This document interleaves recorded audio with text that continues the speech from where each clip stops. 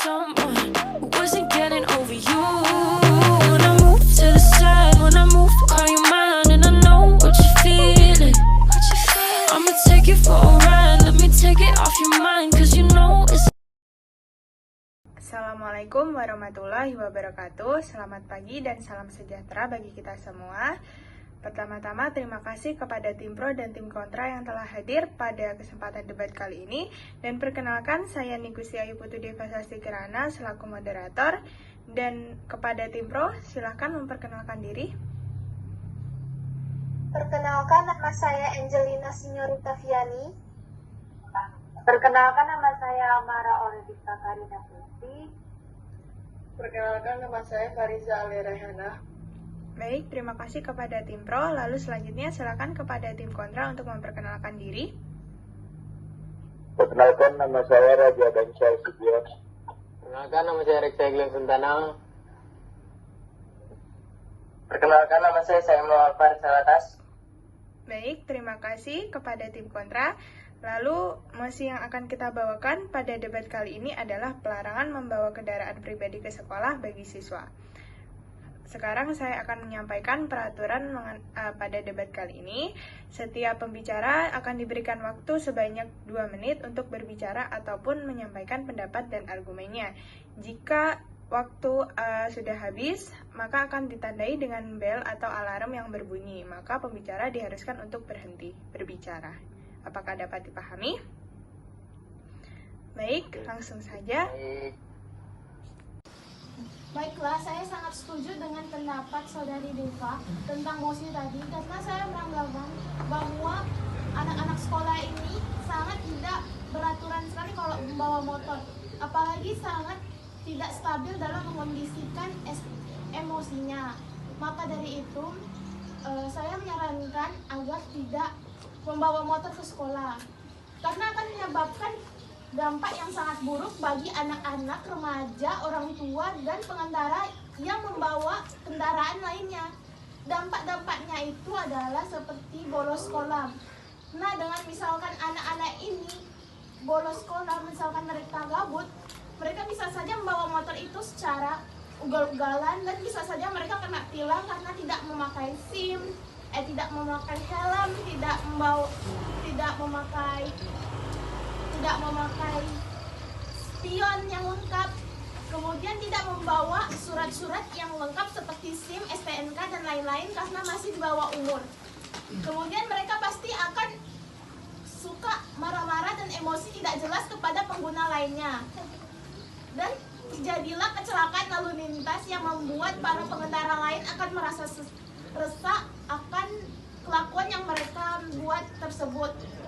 Dan mereka pasti akan tidak tenang dalam berkendara dan akan meresahkan keluarga yang di rumah yang sedang menunggu mereka pulang dari sekolah dengan baik-baik. Rupanya mereka sudah terkena halangan dari polisi, tilangan dari polisi, ataupun mereka sudah terkena kecelakaan beruntun ataupun kecelakaan tunggal. Dan ini juga akan menyebabkan mereka bisa dipenjara menurut pidana. Terima kasih kepada pembicara pertama dari tim pro. Lalu selanjutnya silakan kepada pembicara tim kontra untuk menyampaikan argumen dan pendapat. Baik, terima kasih Saudara Deva. Saya akan membantah tentang argumen dari saudari Angelina. Dengan membawa motor ke sekolah, kita bisa menghemat uang saku karena tidak mengeluarkan biaya untuk membayar angkutan umum. Misalnya angkot dengan tarif 5.000 sekali jalan dan Gojek dengan tergantung jarak tertentu. Lalu, dengan mengendarai motor ke sekolah, pelajar tidak merepotkan orang tua yang harus mengantar jemput ke sekolah. Dengan hal itu, pelajar bisa hidup mandiri dan bisa tidak membebankan orang tuanya. Selanjutnya, membawa motor ke sekolah memang lebih nyaman dan aman dibanding menaiki kendaraan umum, dikarenakan banyak penumpang lain yang akan mengganggu kenyamanan, seperti contohnya saja yang sudah terjadi maraknya di berita-berita seperti tidak kenyamanan seperti copet, begal, habis itu asap rokok yang dapat mengganggu kenyamanan bagi para pengguna angkutan umum tersebut. Contohnya rokok akan mengeluarkan asap yang sangat mengganggu pada orang yang tidak merokok. Dan topet akan membahayakan bagi setiap penumpang yang menaiki ke angkutan umum tersebut. Lalu, dengan membawa motor sekolah, pelajar bisa menghemat waktu di perjalanan karena tidak harus menunggu kendaraan umum atau angkutan umum yang membuang waktu sehingga pelajar akan terlambat sampai sekolah, apalagi bila rumahnya sangat jauh dari sekolah tersebut. Baik, terima kasih. Baik, terima kasih kepada pembicara 1 dari tim kontra. Selanjutnya saya persilakan kepada pembicara 2 dari tim pro untuk membantah argumen dari tim kontra atau menyampaikan argumen kepada pembicara 2 di tim pro. Terima kasih atas saudara Deva atas kesempatannya dan terima kasih kepada saudara Reksa atas argumen yang telah diberikan. Dan mohon maaf saya membantah argumen dari saudara Reksa.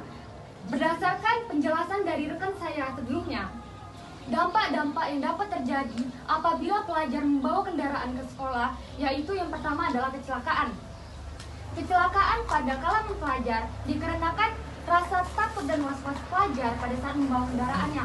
Hal itu disebabkan karena pelajar belum memiliki SIM. Hal tersebut dapat membagi fokus pelajar pada saat membawa kendaraan bermotor dan hal itu dapat menyebabkan kecelakaan. Berdasarkan data kecelakaan dari Korlantas Polri, setiap tahun korban kecelakaan yang melibatkan usia di bawah 17 tahun sebanyak 25% dari total kecelakaan. Usia di bawah 17 tahun kebanyakan adalah pelajar yang menggunakan motor sebagai alat transportasi. Orang tua banyak yang tidak paham bahaya memberikan motor kepada anaknya yang usianya di bawah 17 tahun. Demi kemudahan dan tidak merepotkan anaknya, diberikan motor sebagai alat transportasi ke sekolah tanpa mengindahkan aturan. Kemudian, bagi pelajar yang baru bisa membawa kendaraan adalah suatu hal yang menyenangkan.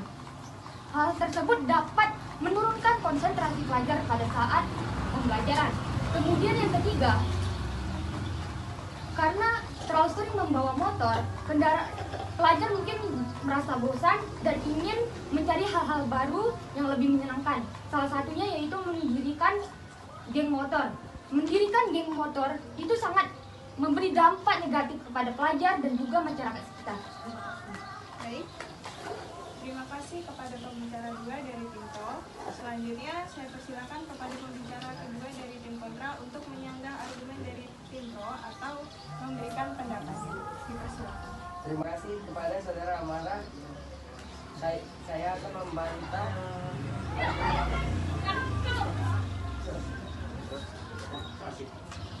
saya setuju apabila seorang siswa membawa motor ke sekolah tanpa membawa SIM. Karena hal itu wajar.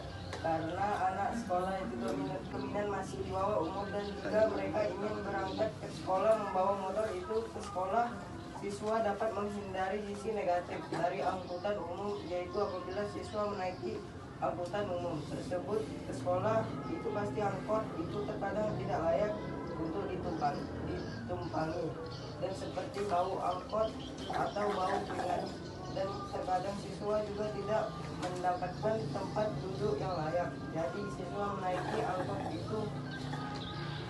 itu cara belajar siswa di sekolah akan terganggu, seperti siswa tidak akan konsen belajar. Jadi menurut saya kalau misalnya siswa-siswa membawa motor ke sekolah itu wajar saja karena itu dapat menghemat waktu, dan kalau memang anak di bawah umur belum bisa mengendalikan emosinya, adakah data atau teori yang bisa ditunjukkan? Terima kasih. Baik, terima kasih dari pembicara 2 dari tim kontra. Selanjutnya saya persilakan kepada pembicara 3 dari tim pro untuk menyanggah atau menyampaikan argumennya. Ya, terima kasih saudara Deva dan juga terima kasih kepada saudara Said karena sudah memberi pendapatnya. Rencana Kementerian Perhubungan menggencarkan sosialisasi larangan bagi pelajar menggunakan sepeda motor ke sekolah dinilai cukup bagus. Selain untuk menekan angka kecelakaan yang terjadi di jalan raya, hal tersebut juga sudah sesuai dengan Undang-Undang Nomor 22 Tahun 2009 tentang Lalu Lintas dan Angkutan Jalan atau LLAJ. Pemerhati masalah transportasi Budianto mengatakan, pada prinsipnya setiap orang yang mengemudikan kendaraan harus memiliki persyaratan serta kemampuan sesuai dengan peraturan perundang-undangan.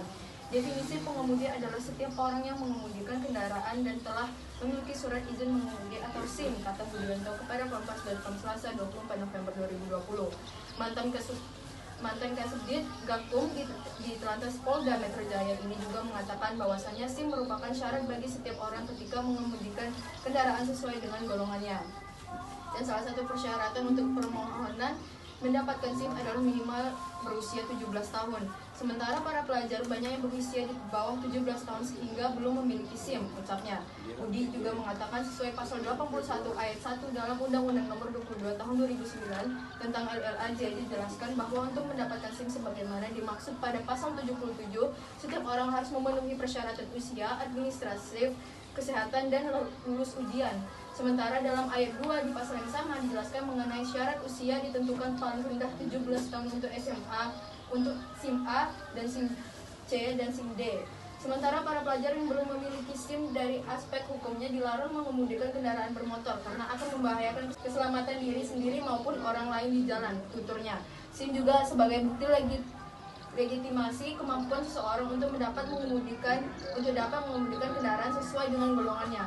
Berdasarkan data kecelakaan dari Korlantas Polri, setiap tahun korban kecelakaan yang melibatkan usia di bawah 17 tahun sebanyak 25% dari total kecelakaan. Baik, terima kasih waktunya telah habis. Terima kasih dari pembicara 3, Tim Pro atas argumen dan pendapatnya. Selanjutnya saya persilahkan kepada pembicara 3 dari Tim Kontra untuk menyanggah atau menyampaikan argumen serta pendapatnya. Dipersilakan. Baik, terima kasih kepada saudari Alia. Saya tidak setuju dengan argumen yang Anda berikan.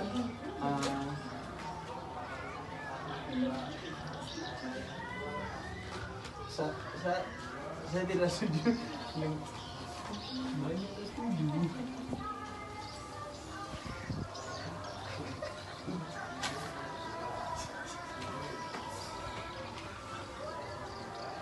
Saya tidak setuju dengan argumen yang Anda berikan. Karena anak di bawah umur boleh membawa motor, terus mereka tidak bisa berangkat ke sekolah apabila mereka tidak membawa motor karena orang tua mereka tidak bisa mengantar. Terus mengenai dengan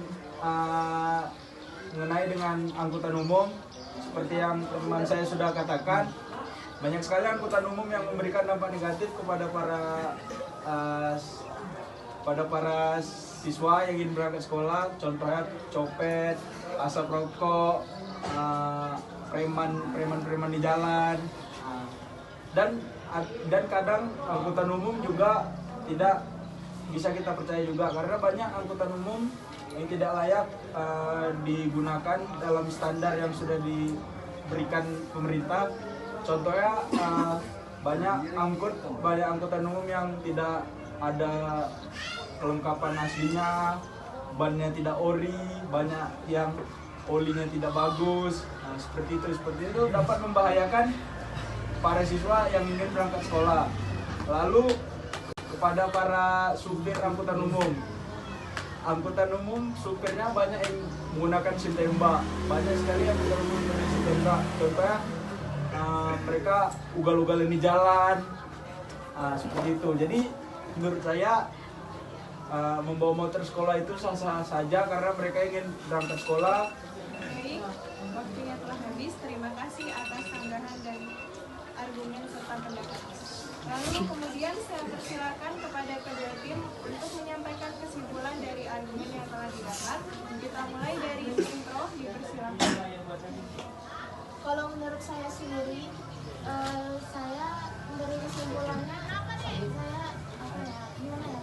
saya tuh kurang setuju dengan pendapat tim kontra mungkin karena mereka jadi saya merasa kalau memang sekarang ini banyak sekali gojek gitu kan. Jadi kesimpulannya di sini saya memang sah-sah aja kan kalau misalkan tidak boleh membawa kendaraan ke sekolah karena memang ada alasan tertentu dan ada juga misalkan karena memang orang tuanya tidak memberi izin kepada anaknya untuk membawa motor ke sekolah. Baik, sudah ada tambahan lagi? Menurut saya setuju dengan saudara Angela Dina karena juga ini udah tertera di undang-undang ya kan, terus juga udah ada banyak kasus tentang kecelakaan dari membawa kendaraan pribadi gitu. Jadi ini karena untuk mengurangi kekhawatiran keluarga di rumah gitu ya, terus juga ya banyak sangat disayangkan kasus-kasus siswa membawa motor itu terjadi karena mereka ingin membawa sendiri dan segala macamnya. Sudah? Saya setuju dengan pendapat dari mengenai kesimpulan dari rekan-rekan yang saya sampaikan, karena menurut saya membawa kendaraan bagi siswa di bawah umur itu sudah melanggar hukum, dan kita sebagai masyarakat Indonesia kita harus menegakkan hukum di Indonesia, dan bagi rakyat Indonesia yang taat pada peraturan kita tidak boleh melanggar hukum. Salah satunya yaitu membawa kendaraan bermotor oleh siswa di bawah umur. Terima kasih. Baik, terima kasih kepada tim pro karena telah menyampaikan kesimpulannya. Selanjutnya saya persilakan kepada tim kontra untuk menyampaikan kesimpulan dari argumen yang telah didapat. Jadi kesimpulan dari tim kontra adalah sah-sah saja jika membawa motor sekolah karena tujuannya kan sekolah. Terus juga mereka belajar bagaimana mandiri dan tidak merepotkan orang tua. Karena tidak semua orang tua bisa mengantar anaknya ke sekolah dan mereka juga kerja. Jadi membawa motor sekolah itu sah-sah saja asalkan tidak melakukan hal-hal negatif. Nah, segitu saja dari saya. Sudah, tidak ada yang ingin disampaikan lagi dari tim kontra? Setuju. Terima kasih kepada tim pro atas kesimpulan yang telah disampaikan tadi. Lalu sebaiknya sekarang kita akhiri saja debat hari ini. Terima kasih. Saya sebagai moderator mohon maaf apabila terdapat kesalahan pengucapan. Terima kasih dan wabillahi taufiq wal hidayah. Wassalamualaikum warahmatullahi wabarakatuh. Waalaikumsalam warahmatullahi wabarakatuh. Terima kasih. Thank you for watching. Jangan lupa like, comment, and subscribe. Sampai jumpa lagi.